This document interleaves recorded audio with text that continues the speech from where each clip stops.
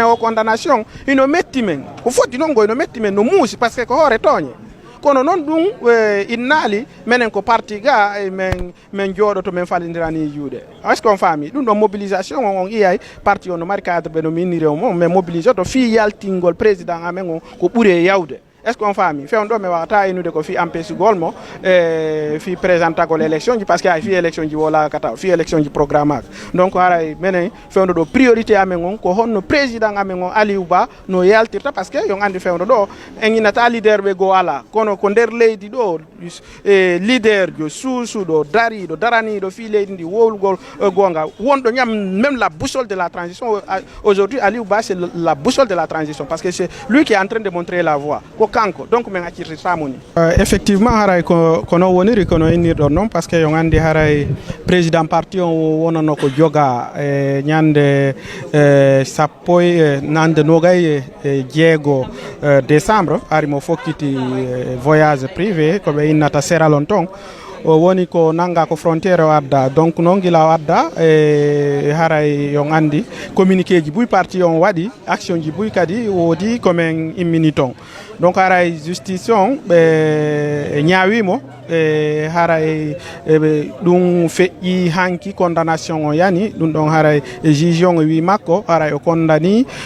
président parti on e duuɓi ɗiɗi koye nete prison ferme 2 ans prison ferme ɗum ɗon haray ko condamnation première intention ko tribunal de Kaloum haray ɗum ɗon noon menen parti on ko hoore mettede men woni hollitude jama on parce que on condamnation ɗon ko ɓe innata kon o rewa forme o rewa e fond donc haray hande noon men daari men tawi mi wawata jooɗoragol ni ko parti par ce que yon andi président Aliou Ba ko aaden daritaniɗo leydi ndin aaden wakkilaniɗo leydi ndin aaden hollayɗo gonga on dossier on ko dossier politique ɗum ɗon min réitéray min insistay donc fi kala ɓe condamnimo min inni min jooɗortani hande min fotti ɗo fi andingol communauté international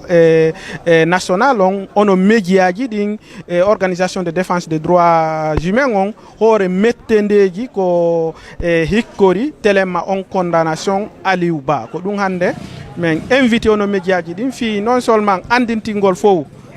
on condamnation ɗo rewa e saria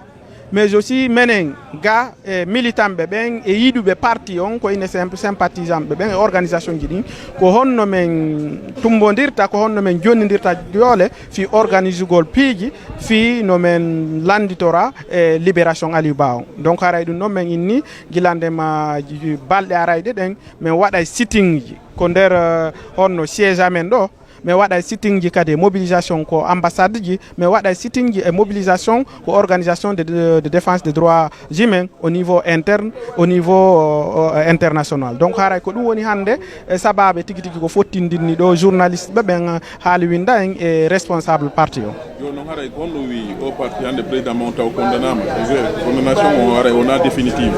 mais si ɗum no wayi noon est ce que parti on haray mayata seede so président on ala ɗo est ce que jamma on haray mobilisation non ɗum on haray koye wimon kono so daari on remarque oui mi faami landal ngal kono haray ko wimon maɗum onon tigiri on tawa wonɓe arde couvre activité parti on gila président on nanga min natano banni suudu sumuno kono banni curki ɗumannino est ce qu'on faami parce que ça a permis quand même onon